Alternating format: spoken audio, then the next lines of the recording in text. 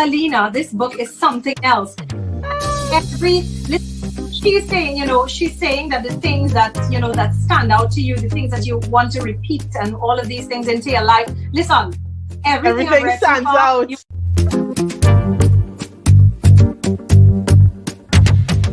So I break it down into portions that I can manage. This really was transformative.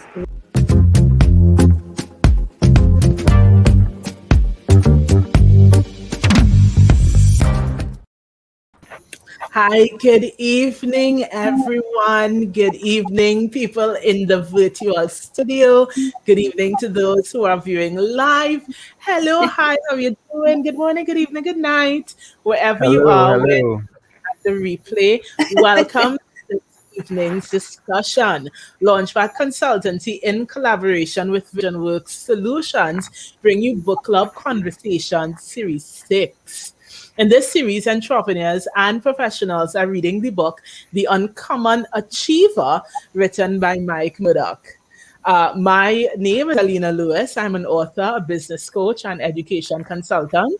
And joining me for discussion this evening is Roll Rollocks and Ingrid Hakim. So guys, thank you for being back at the Book Club Conversation. How are you guys doing? Great. Real happy, so excited. I'm still reveling off last night's conversation. But even as we get in, you already know my favorite question. How was chapter 2 for you? Because of course, chapter 2 discusses the notion of we have to be willing to go where we've never gone before. And to be very specific, the chapter is entitled, Be Willing to Go Where You Have Never Gone Before. So let's jump into the discussion. Roll. You're at the top of my screen. What stood out to you in chapter 2? Well, Alina, Mike, Murdock, and let me say good evening, to everyone that's listening. Good evening to Ingrid. Good evening, wherever you are at the sound of my voice. It's really a pleasure to be here and to have this opportunity to dig a little deeper. This series has forced me to spend a little bit more time reading. You understand? And I'm really moved by this particular chapter. And there's a phrase, he says, atmosphere matters. And I think for me, this entire chapter hinged on that particular phrase. Your atmosphere matters. In other words, the environment that you find yourself in or that you're placed in, the environment that you live or work in, determines so much about your ability to achieve and your success. And it's one of those things that we don't place as much time over. But if we look through life, we see it, and there are a lot of phrases that pick it up. You hear it said, your altitude determines your attitude. That talks about your atmosphere. That talks about the space that you're in. Depending on the space that you're in, your whole mood, your whole body makeup, your whole determination, all those things we spoke about yesterday, intentionality is impacted. As a consultant, one of the things that we talk about all the time, Alina, is that dysfunctional systems produce dysfunctional behavior. In other words, sometimes you may see someone behaving in a particular manner and you'll try to correct the behavior, but sometimes that behavior, you don't get significant changes unless you change that person's environment. And sometimes it might just be moving someone from one department to the next, from one place in the office to another, from one position or job function to another, right? And you see a big leap in performance. So this whole idea about the role that the environment plays in helping us succeed is something that we have to become more intentional about. So I'm really looking forward to diving a little deeper into it. Yeah, I want to ask you something though, Roll. In many occasions, we find that if a person has not been exposed to this type of dialogue before, they could feel lost in the source. When we say atmosphere matters, I can imagine someone saying, What on earth does that mean? So if you were to break it down in a very practical, logical, or logistical way, how would you explain the idea of atmosphere so that a person who's never thought about it before, who's never interacted with the information before, would understand why you're saying atmosphere matters? For me, it would mean that space or environment that you live and work in, right? And that space or environment has several components. Some of it is the actual physical space. So sometimes if you're in a cluttered space, like a cluttered office space, that affects how you think and work. If you have an environment where you have a lot of space, physical space around you, that also affects your ability to function and to think clearly. But there are other aspects of that space and environment. Sometimes it's the people, it's the individuals that you work with or that you live with. Sometimes it's the things that you listen to, the things that you're allowed to come into your own personal space. All those things make up this environment or space that we're talking about. And they all impact upon our ability to succeed and achieve the goals in our lives. I love that. Thank you. And Ingrid, Mommy Ingrid, what would have stood out to you as you reflect on chapter 2? What was a big thing for you? Wow. Good night, everyone. Roll. It's a pleasure again being here with you. Elena, before I even jump into that, from last night's session, the very first session, the impossible dream came to life for me in one session. So I can't wait for the other chapters of this book. I just need to get that out, you know? Yes. You hit that nail directly on the head, because I could share stories where environment change was such a big and positive in my own life, right? Yeah. But what stood out for me was when he spoke about success requires people, and he also mentioned movement. And he made a reference, from scripture where Jesus would have moved from one place to another. And for me, that means it just brings out being able to or willing to take the risk. That scary 4-letter word, R-I-S-K, risk.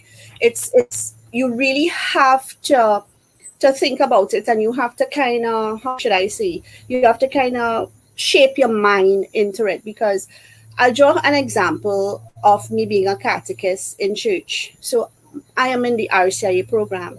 I'm not just teaching, part of a team that guides through scripture and guidance and help you come into spirituality. It's a conversion class. It's a conversion class. And my last class, I had 16 candidates. So sometimes when I say taking risk, it empowers us to come out of our comfort zone. Because all too often we get in a comfort zone and we are only able to work within that comfort zone, right? So in my role as a catechist, I had to learn, because it was my first cycle, to come out of my comfort zone of just being that person who, I'm a people's person, I'm easy to get along with.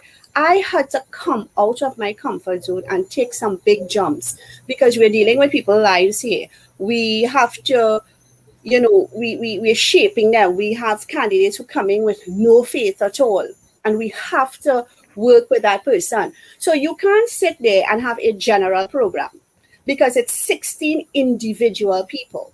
And the risk I had to take sometimes was to jump into my own experiences, to come out there and share, be brave enough to say, this is my life, this is what happened, and it's difficult for people sometimes to take their own experiences and bring it out publicly. And what it did for me, it challenged me to think out of the box, to use the natural God-given problem-solving quality that God gave me, not just rely on what the textbook, what should I say? I'm searching for a word here, but to actually come out and search and take a risk into going into places that might have made me uncomfortable, just to bring across a point, to say, hey, you know what? You are in a place now, and it's okay to be in that place. It is okay to be in that place, but you need to come out of this place. And in order to do so, I can guide you. And this is what I share with you. It happened to me. This is a personal, this is real life. And you can use this for your betterment. But I had to come out of the comfort zone and jump into the unknown. Now, sometimes when you take the risk and it will be successful, and that's yay. But I don't want to use the word failure. It may not go the way you want it to go, but you can use that as a positive way to better yourself. For you now to say, hey, I need to come up and think more. I need to think differently, and, that's what kind of hit me the most. Because Jesus had those issues. He's the Christ, he's the Messiah, he's God. And when he went back to his own town where he was born, they turned him away. And when you, as someone who is now coming into the faith, and they read, and I saw that, and we reached at that junction, and they're saying, you telling me the place where Jesus was born, his hometown, they didn't want to hear about him? I said, no. But he also said, if you go into someone's home, you're going to a yard, you're going to a community, and they don't welcome you, don't quarrel about it. You wipe your feet, but you wipe your feet because that is a testimony as well. And you leave, Right. And and that stood out to me, that you have to go out there. You have to take the risk. Not everything is going to come on a golden platter for you. No matter what, whether it's your family, whether it's at the workplace, as Ron said, right? Whether it's the community, anything in your church life, you have to take a risk. But you have to condition your mind and yourself. First of all, you can't just jump in blindly as well. Definitely. His writing definitely reminds us of that. And, even for me, one of the things that stands out is connected to what Roy was mentioning, which is the part that says atmosphere matters. And the author went on to say climate is important for any seed to grow. And that really resonated with me, because I'm a huge advocate for saying, listen, only certain things are allowed in my space. And even with my conversations need to be solution oriented. What can I do? What can we do? Where can we make a referral? Because if that is not where the conversation is going, I am limited in my ability to just internalize negativity just because we venting. And yes, it's good to vent and get things off your chest, but okay, after a while, where is it that we're going with this conversation?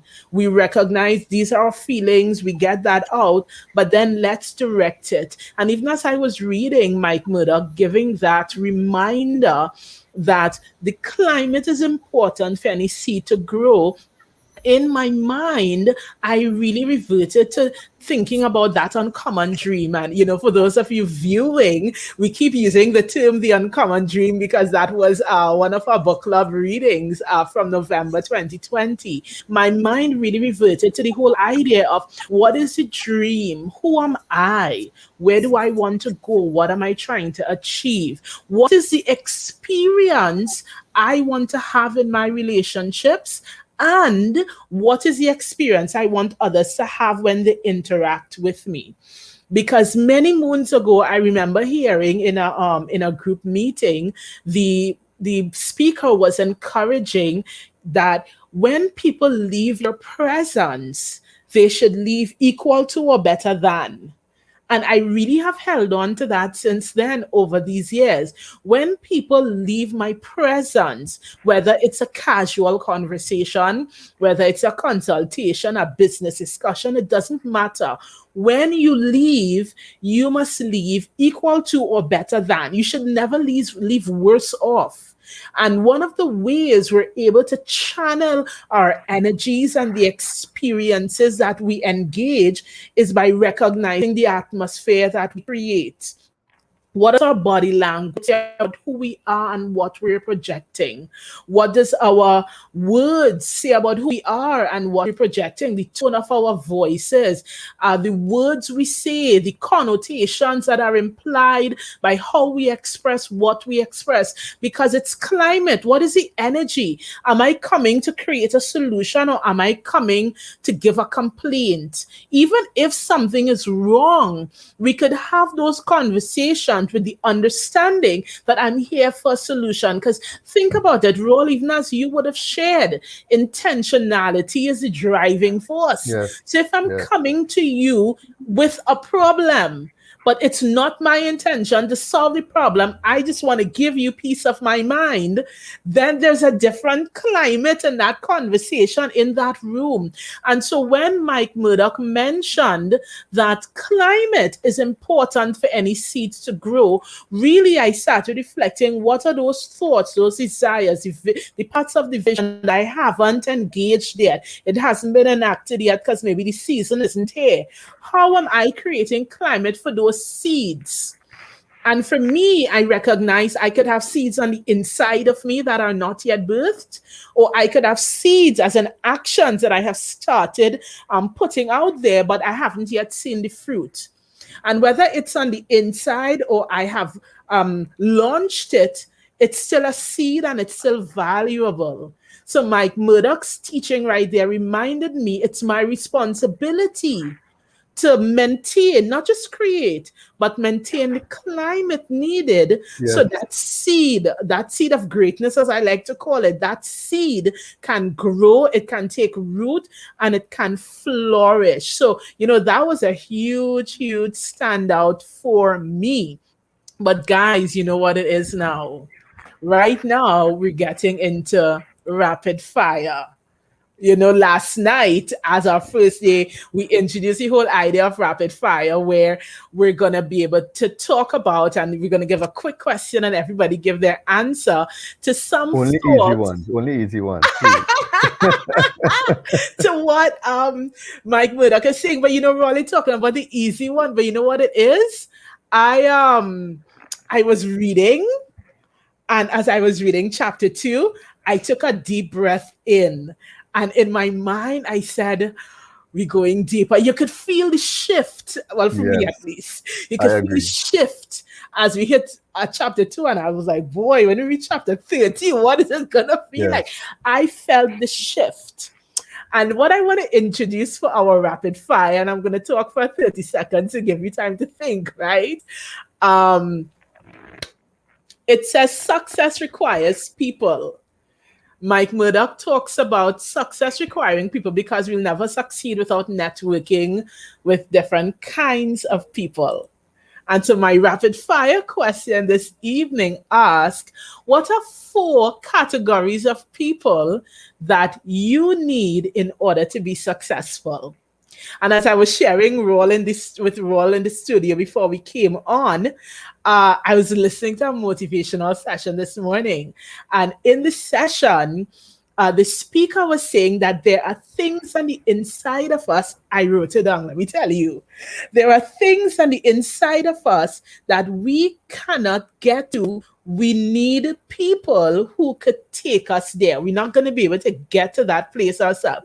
And I'll quote, because it was a spiritual teaching, it actually said, the Holy Spirit takes you in yourself to places you cannot go by yourself. I'll say that again. The Holy Spirit takes you in yourself to places you cannot go by yourself. And it reminded me of what Mike Murdock was saying, because Mike Murdock says success requires people. And I said, oh my gosh, it may be true for the Holy Spirit, but it's also true about people. There are things even sometimes on the inside of us as a parent, a business owner, a professional, a corporate person, whatever you are, there are things on the inside of you that you may not be able to unlock unless you have the right people in your camp, on your team. Yes. So my question is, I've stalled enough, guys. Time for you to answer. My question is, what are 4 categories of people that you need in order to unlock your success? And I want to encourage those who are viewing live, please if you haven't liked the video yet, please click like, then click subscribe, and then type in the comment section who are the people you need. It's so great to identify. So who's gonna go first? Well, can I I can jump in. volunteer you? I'll jump in. No. Yes. Yes, it's actually a discussion I have sometimes with small businesses or sole traders, persons that I work with, And from my perspective, there are four types of, I mean, there are many individuals that you need, but there are four types that to me stand out above the others. The first one is you need a subject matter expert. You need somebody, depending on where you're going, who has either gone there before or can serve as a mentor. You understand? So they are speaking out of experience. So when they share with you, you understand? It's because this is experience talking. This is a road that you may not have walked before, but they can say to you, listen, man, you see how you're designing this particular process? That's not the way to do it. You see how the way you spoke to that person? That is not how you should do it because they have the experience. I think the next person that you need, very interestingly, is that you need the critic. Now, the critic can sometimes appear as, oh gosh, you want to remove them from your life. But they perform a very interesting role because they help you to think a second and a third time about what you want to do and help you find success. So sometimes the critic will operate like this. No matter what you come up with, they can say, you sure you have enough money to do that? You feel people would be interested in that? I don't think you could do that, So what about if, they always have these buts and these, listen, they serve a very important role. Now, you also have the person that you need people around you that you can trust. Now, they may not be the expert, they may not know everything, but they can have your back. You understand? They can watch out for you and tell you, listen, man, I don't think this particular way is the way for you because this is what I've seen. You can trust them almost implicitly, and you need people around that you can trust. The last person I believe you need is a cheerleader. This is the person who will cheer you on now. This is how the cheerleader operates, right? Even if you say, listen, man, I'm going to develop a new concrete life jacket and it's going to work, the cheerleader is going to say, yes, we can do it. No matter what you come up with, they are going to say, yes, do it, go for it. You're the one. Now's the time. The wind is in your sails. So you need the cheerleader. So I think that's the kind of a mix that you need to help you on that course of changing the environment towards success. Yes, Roll, you had one of mine. So I'm going to go next because we're sharing one. So one that was on my list was the cheerleader.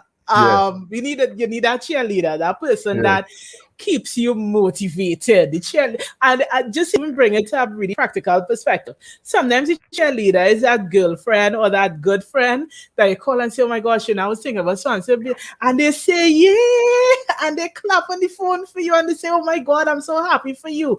That the cheerleader, sometimes in a practical sense, is that person that just breathes energy into you. And so cheerleader is definitely on my mind. Coach, you need a coach. We spoke about this last night because Vision Works offers coaching services, and we had a lot of coaches on the panel last night. And so you need a coach. You need that person that could really share the wisdom, share the understanding, share the insight, be that objective voice. You need a connector. I like the connector because, for example, with me, a lot of times I am able to say, here what? It have certain things it's not my thing. I need somebody to bridge the gap and help me get to the next person because I need that connector. And sometimes we need connectors in our life, whether it's to get to the next level in terms of maybe expanding your social circles, expanding your network, or whatever it might be. We need those connectors. And definitely we need the challenger. The person who looks at you and says, I know you could do better than that. Not in a condescending way, but in a way that taps into your potential. That even though it's amazing, they're going to be able to look at you and say, I know your level of skill, or I know how you operate, or I know what you're capable of. And I think if you tweaked it a bit more, you could make it even better. So we need that challenger to kind of see what's on the inside and pull it out. out to give you that tip, that recommendation, that challenge to be the best version of yourself. So those definitely are my 4 of categories of people that we all need. As remember Mike Murdock's saying that shares with us that success requires people.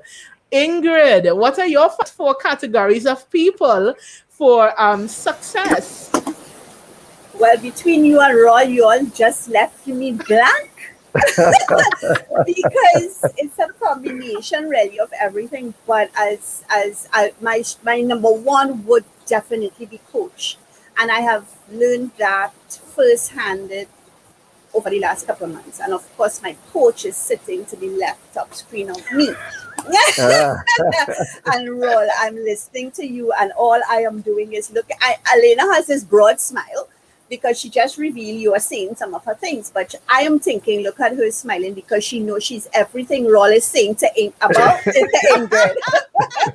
Because really and truly, you do need that coach. You need the guidance. You need, and I would say coach / mentor. You need that person to say, hey, you have this. You are a rock star. You can do it. Because sometimes we have everything there. Like I did. You have all the ideas. You have and everything. And you just need that little push. You need that person to say, hey, I don't understand what's going on with you. Why are you doubting yourself? Come on, you could do it. So, and then maybe the cheerleader / cheerleader, because the coach is your first cheerleader, in my opinion. It's the first cheerleader. So you really coach, the mentor, the cheerleader. They are the important, or maybe the heartbeat of whatever you're venturing to. I need that honest person, that sincere person with me. I am a person, as I said last night, I wear my heart on my sleeve. And a lot of times we talk, and you would experience that. Elena knows that. So Roy, you would later on experience it with me as well. I share a lot, and I share a lot of me. A lot of me. So sometimes you might be that person who is just a one-on-one with me, and I may share. And I want to know that I would be comfortable because you are an honest person and you're sincere. You're not judging me for what I may share or what I may be going through or feeling. That's important to me, because if I feel judged, that's it for me. I also like that person with a high standard, because I myself have, and we all do, we have a standard, whether it's the way we live, whether it's the way, and my husband jokes about it all the time, you're too bougie for me, because it's the way I might sit. I have a standard in the way I sit, I walk, I speak, and I am not lowering it for anybody or for any reason. I'm sorry. So I need that person who's working with me to also have a very high standard, because I believe when you create that that level for you, whatever your standard level is, it really brings out the best in you. And when you are at your best, you give your best. Humble. I am a sucker for a humble person, because I am that humble person. Anything that I'm doing, I always like to have an equality with other people.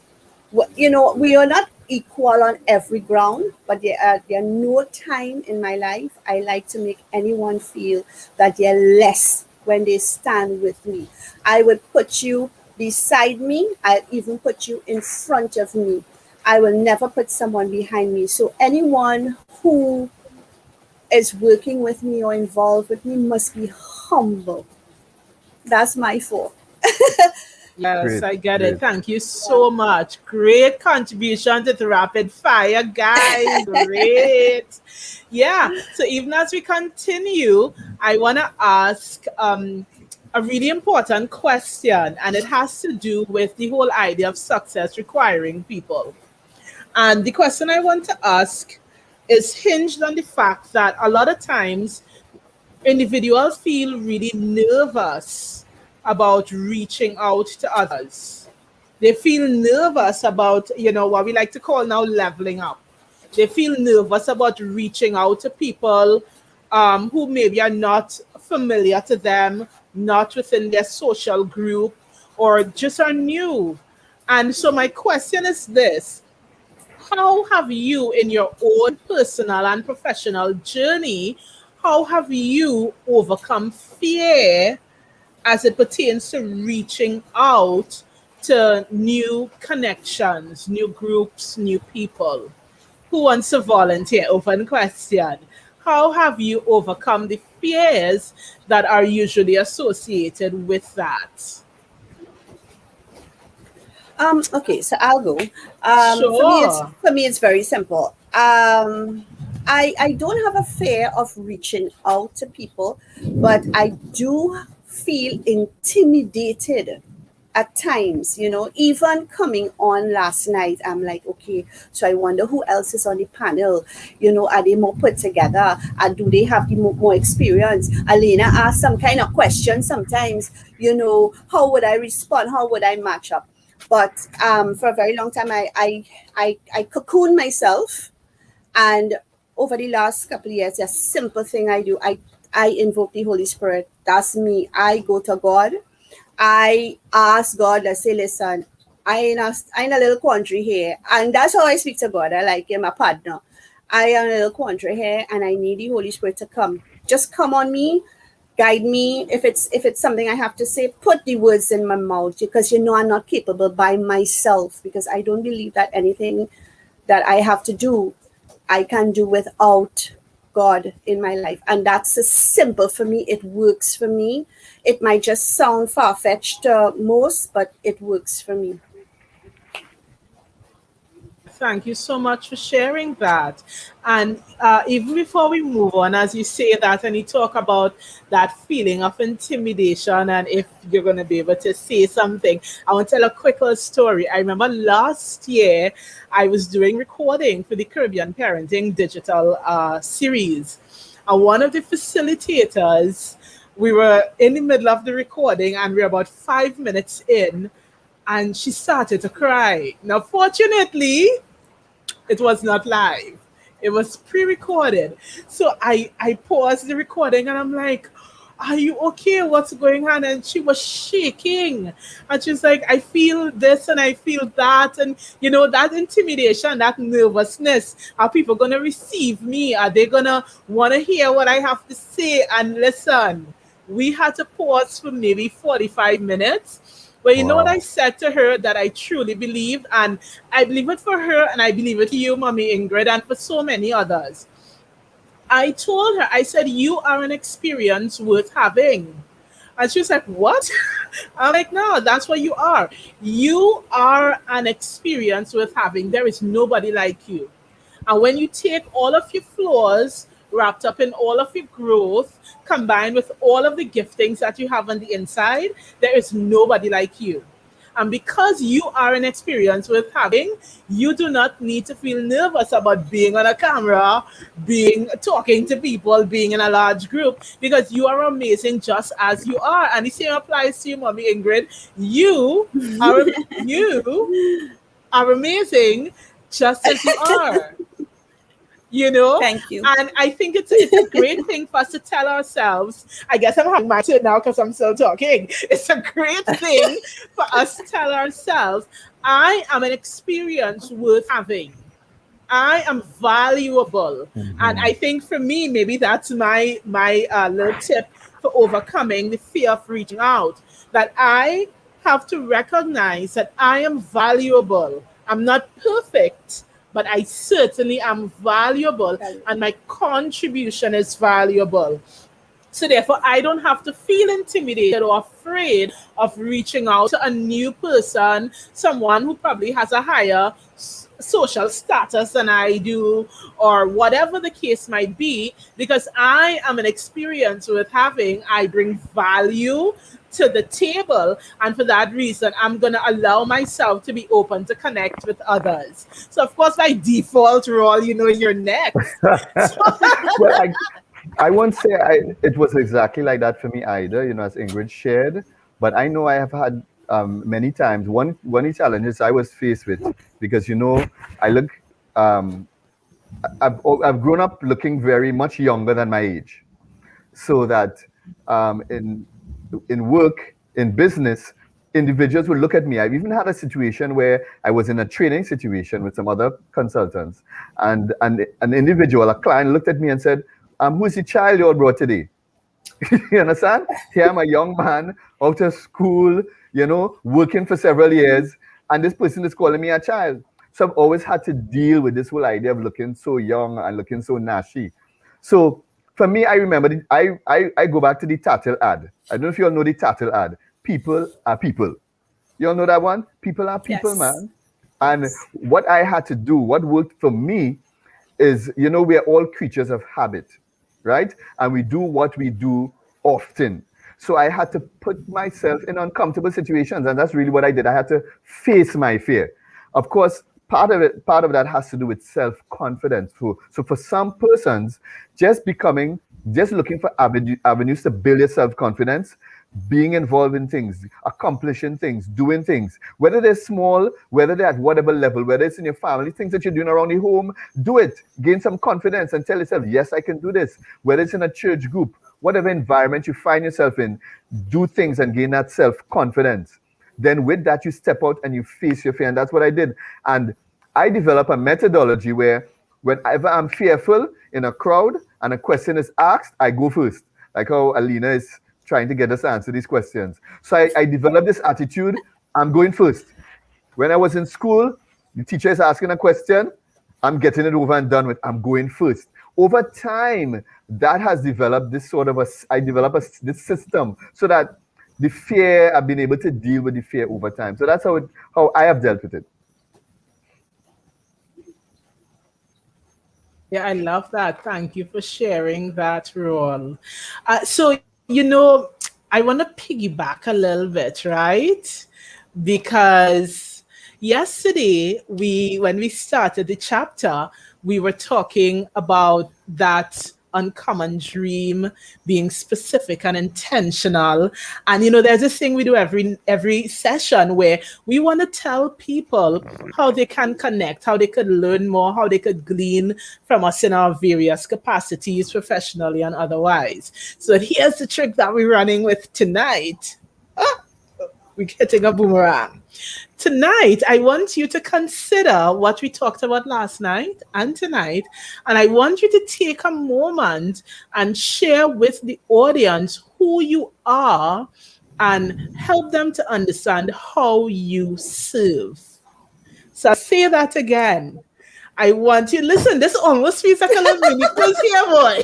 I tell you, these tough questions. But you know what I love about it? We are made better for it.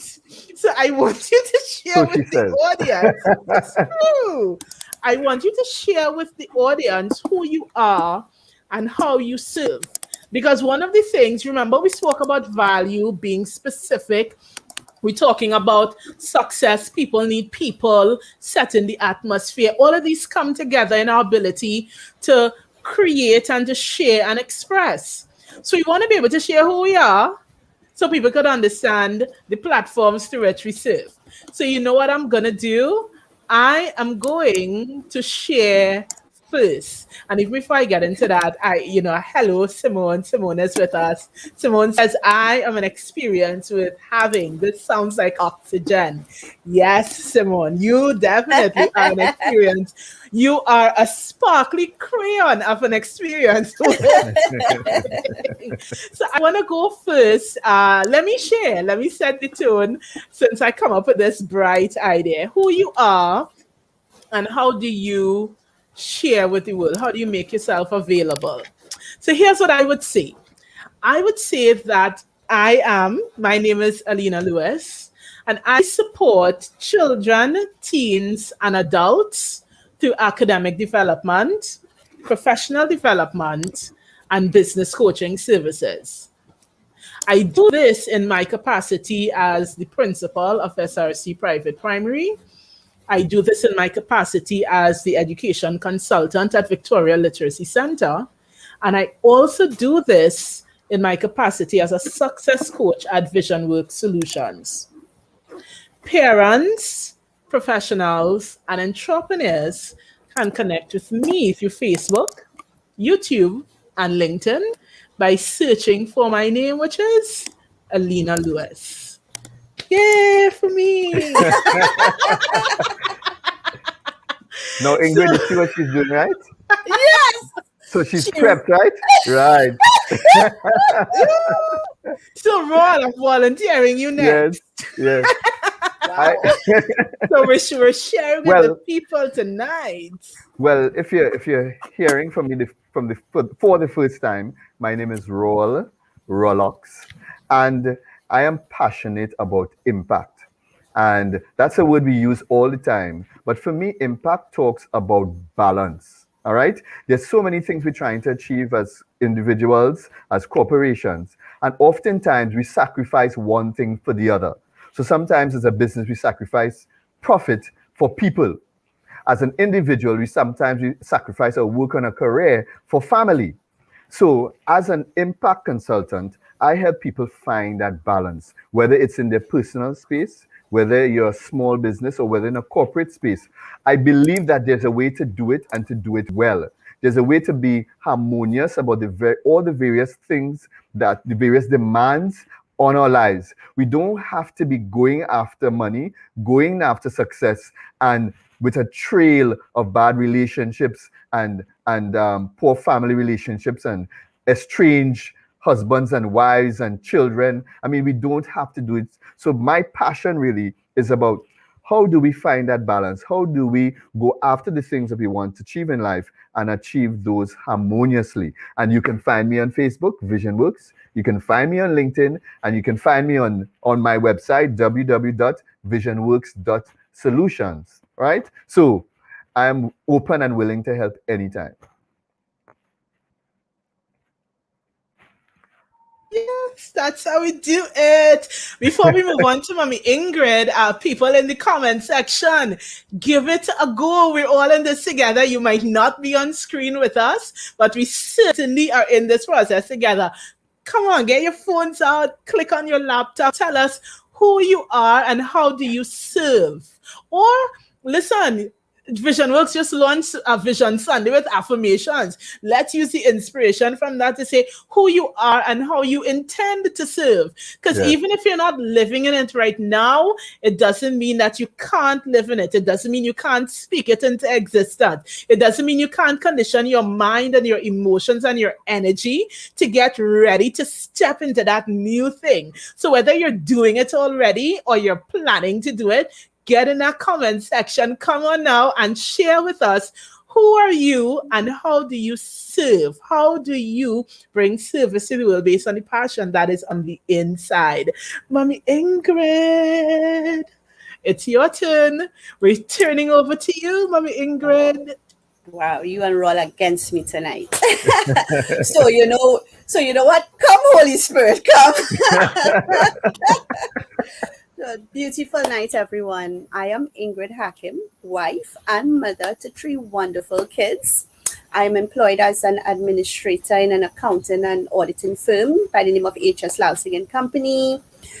I'm a person who tries to embrace every aspect of life, every single aspect of life. I like to do, I like to see, I like to think, I like to talk, and I love to dream. I'm also an advocate for social issues.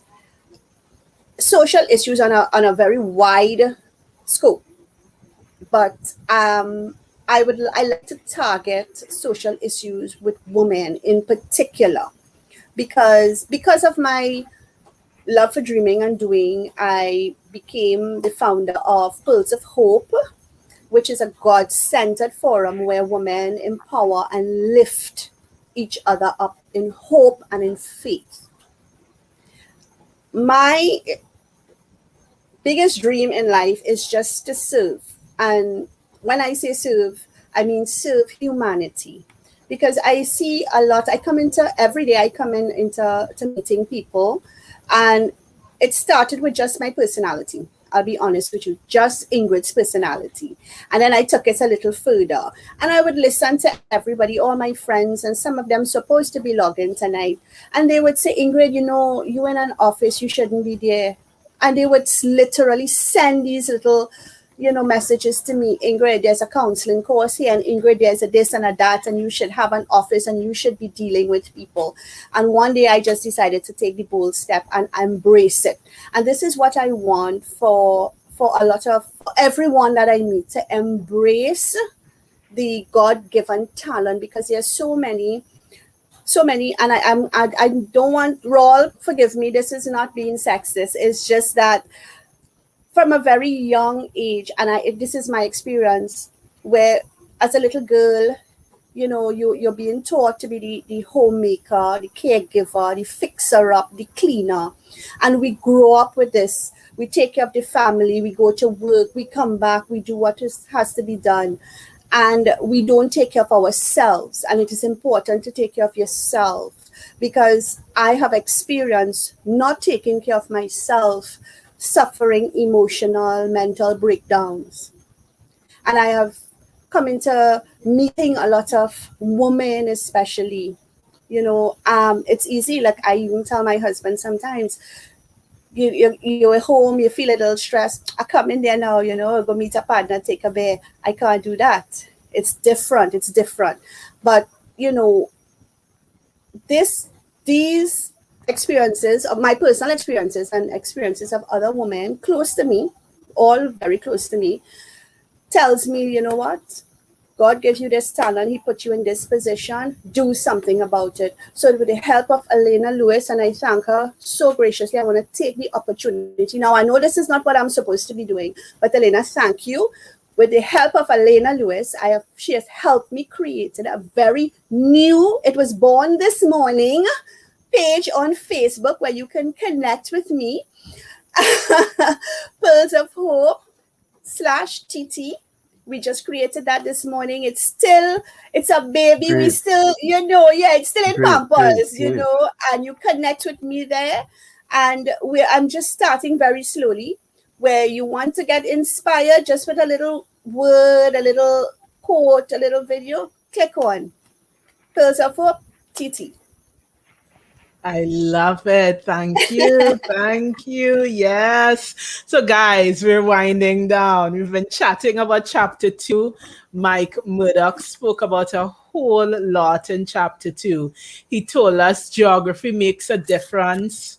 Atmosphere matters. The climate is important for any seed to grow. He told us that success requires people.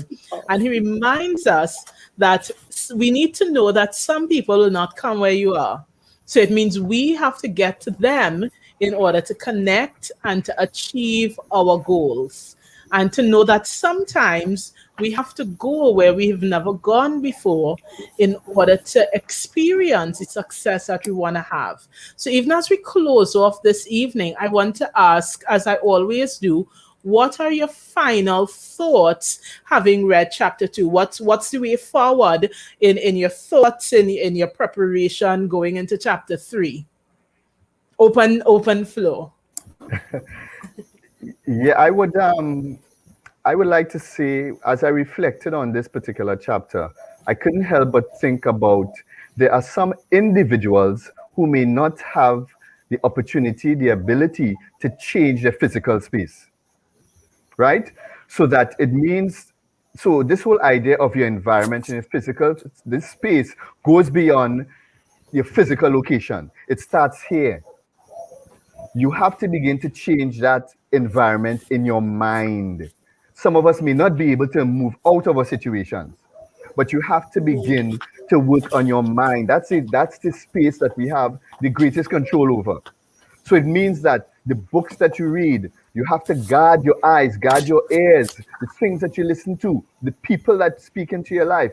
That environment is the environment that you want to begin to work on if you cannot move away. You understand? Albert Einstein had a very interesting, he made a very interesting statement. He said that we were all born geniuses. We're all geniuses, okay? But if you judge a fish by its ability to climb a tree, that fish will believe it's the dumbest thing out.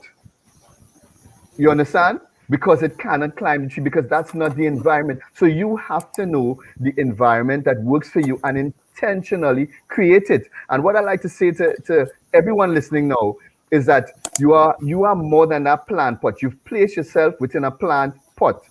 You are a tree, not just any tree. You're an oak tree, not just an oak tree. What are you? You're a pui tree. You're a kapok tree. You're a silk cotton tree. You're a big tree. So wherever you can, you want to move yourself out of that plant pot and plant yourself in a field where you can grow.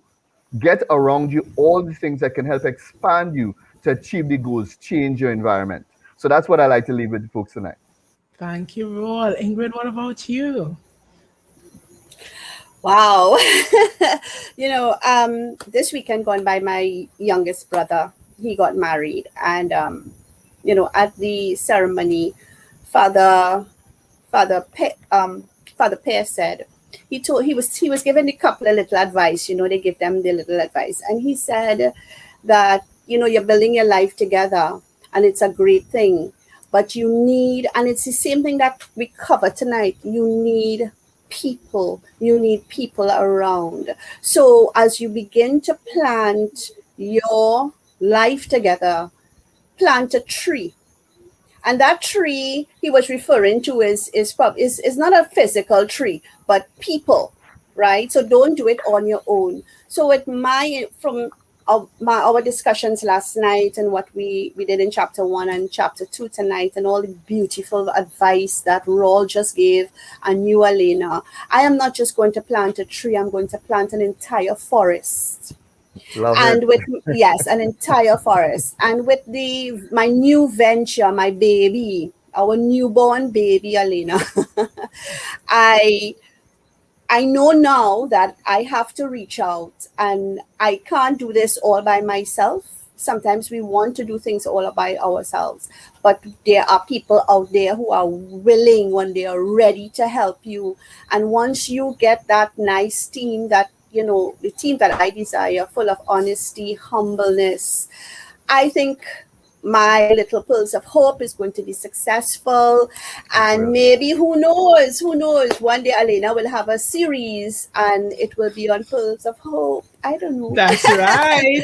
Yes. We're calling it. That's right. Yes. So, and I just really want to remind. Sorry, go ahead, Mommy Ingrid. No. I was just going to say my general advice to people is do not be afraid to reach out. Because even though you think there's nobody, there may not be 1,000, there might just be one. And as Mother Teresa said, if you can't feed 1,000, feed one. Great. Yes, definitely. I really want to just encourage people to remember you are an experience worth having. And that's so important. And when we give value to who we are, we give value to our voice, and we honor who we are and the growth that we've had. How much little, how much a lot, it doesn't matter. When we give value to who we are, then the intimidation that keeps us from connecting with people who could open those doors of success for us, it will evaporate over time. It will dissipate. So I really want to encourage us to keep that in mind. So we're going to be encouraged to connect with people, to know that we want to set the atmosphere around us for success. So that way we can be that uncommon achiever. Of course, I want to say good night. Thank you to the panelists. Thank you to those that tuned in live for the broadcast. We want to encourage you. Like, share, subscribe. You support the program, You support the work, and you bless others when you allow them to connect with such great content. Look out on the Facebook pages for our wisdom nuggets, because it definitely is going to be shared on the Facebook pages mentioned by us, which is Vision Works, Pearls of Hope, and Alina Lewis, Success Coach. So thanks, guys. Have a great night. We will see you tomorrow. Good night. Bye.